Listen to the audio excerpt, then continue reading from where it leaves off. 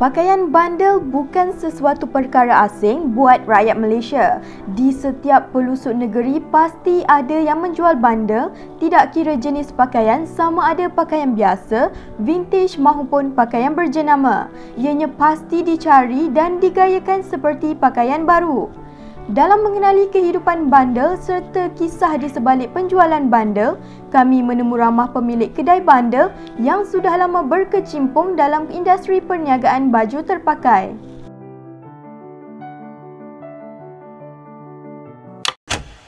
Nama saya Muhammad Ismail bin Rosmi, berasal daripada Kampung Kuala Semerak, Pasir Putih, Kelantan. Minat dalam bandel ni daripada saya umur tingkatan 2 lagi sebenarnya. So masa tu saya tak reti pun bandel, tapi sebab apa? Sebab saya nak cari baju ataupun pakaian yang lain daripada orang lain. Maksudnya sebab masa tu pasar raya kan limited. So kalau you pergi jumpa kat mana-mana pun akan jumpa orang yang pakai baju sama. So that is the first time yang saya mencuburi bidang bandel ni lah. Saya punya atuk ada kedai dekat Tok Bali. So mak saya pun ada menjual dekat sana. So saya pergi sana untuk tolong mak saya lah. So dekat sana ada pasar malam. Dan dekat sana lah saya start untuk cari barang-barang bandel.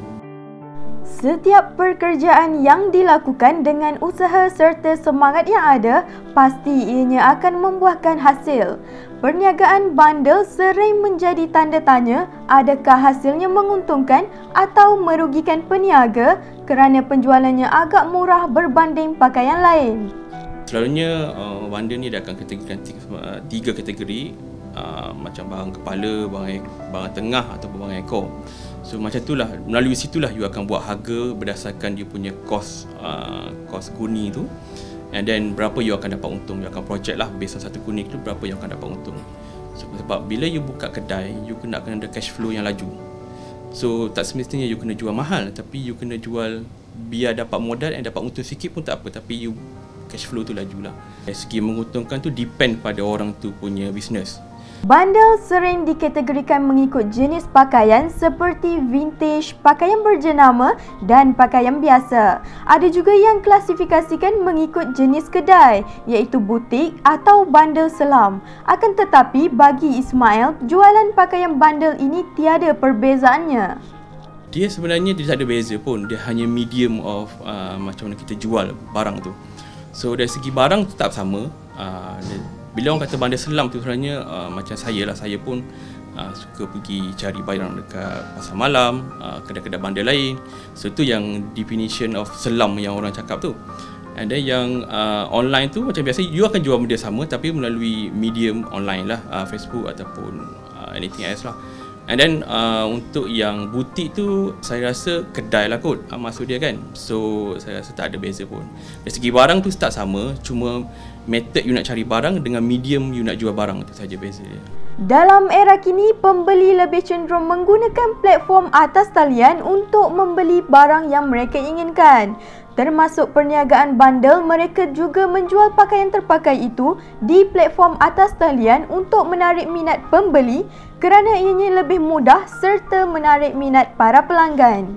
Dia beza sikit bila you buka kedai dengan you jual online. Bila you jual online, you hanya akan cari barang yang betul-betul orang nak based on market lah. Of course you akan tahu barang tu apa barang yang orang nak, and then based on daripada you punya cost dan barang tu. Sebab jual online ni you selalunya orang akan jual kat rumah, so you tak ada tempat nak simpan barang. So you akan pilih barang yang betul-betul orang nak saja. Berbanding dengan kedai kita ada banyak target market. Kita ada family, kita ada yang penyelam tadi, kita ada memang orang yang betul-betul nak pakai saja.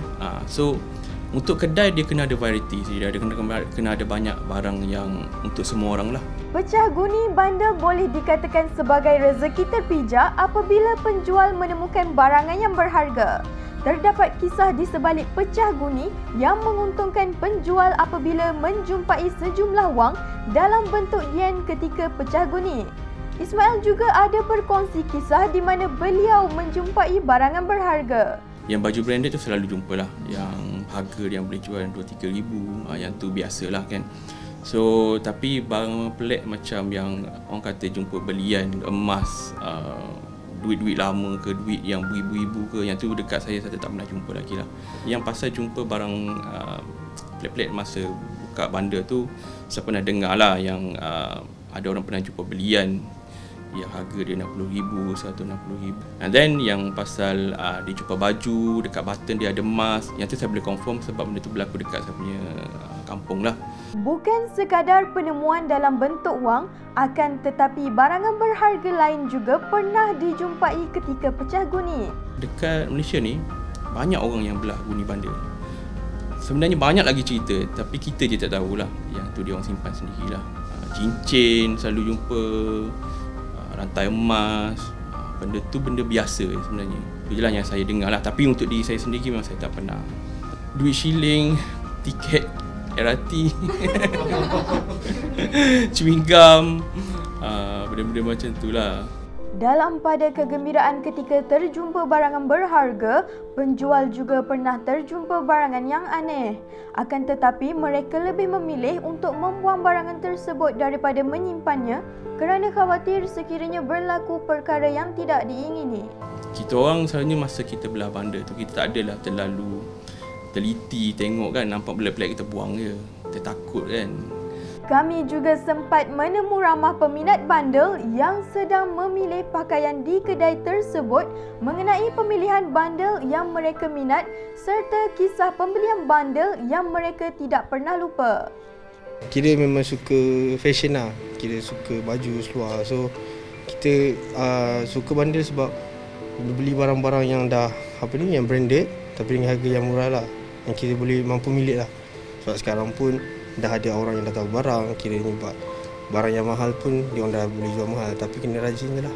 Akan pergi kat kedai bandar sebab murah and kadang kualiti dia orang sangat bagus berbanding dengan baju yang baru, sebab kadang sama je dengan baju baru pun and dia brand juga tapi lebih murah. Bagi Bella dan Naim, pemilihan bandel merupakan perkara yang lebih berbaloi kerana mereka dapat membeli pakaian berharga dengan harga yang berpatutan. Perkongsian Bella mengenai kisah penemuan sebentuk cincin silver dikaitkan dengan perkara mistik yang pernah berlaku oleh pembeli bandel. Pernah sekali saya jumpa cincin silver dalam poket baju. Saya beli macam baju kemeja yang ada berhutang tu. Lepas tu macam tiba-tiba ada. Saya macam pelik lah. Saya tak tahu nak simpan ke tak sebab tak tahu bernilai ke tidak. So saya buang je. Sebab takut juga kan. Takut ada perkara mistik ke apa, saya buang je. Dengan adanya sokongan keluarga, pasti setiap pekerjaan akan membuahkan hasil. Akan tetapi tidak semua orang menjadikan bandel itu pilihan atas dasar bandel merupakan pakaian yang terpakai. Family saya so far memang support daripada dulu lagi lah, dia tak kisah pun. Adalah setengah yang macam dia tak tahu sebenarnya, bukan kata kita nak kata dia tak boleh terima, tapi dia tak faham lagi pasal kenapa kau nak kena beli baju bandar, baju baru kan bersepah, macam tu lah. Jadi benda ni lah yang nak kena buat macam awareness lah. Sebab dekat negara luar macam Jepun kan, pre-love item ni macam benda biasa, you beli hari-hari. Sebab tu sana banyak bandar.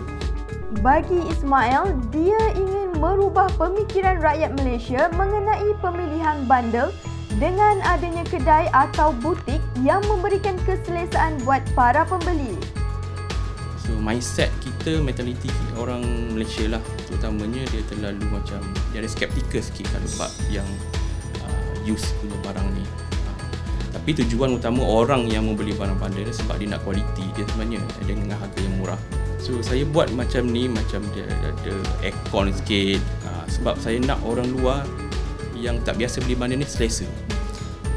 So saya cuba nak normalisasikan bandar ni, dan cuba nak aware, nak inform yang orang luar, orang yang tak minat bandar ni, macam ni lah sebenarnya bandar, bukan apa yang you gambarkan selama ni. Saya nak ubah, try nak ubah lah. Perniagaan bandel ini boleh diklasifikasikan kepada perniagaan jangka masa panjang kerana sering menjadi tumpuan orang ramai serta pilihan rakyat Malaysia. Walaupun begitu, penelitian sebelum membeli barangan terpakai haruslah dilakukan untuk mengelakkan perkara-perkara yang tidak diingini berlaku. Justru warga Malaysia perlu cakna dalam pemilihan dan pembelian barang-barang terpakai agar kita tidak mudah ditipu serta memberi pulangan yang lumayan. Bak kata pepatah, hanya jauh hari mengenal manikam. Terima kasih kerana menonton. Jangan lupa like dan subscribe untuk video-video menarik dari Oh Bulan.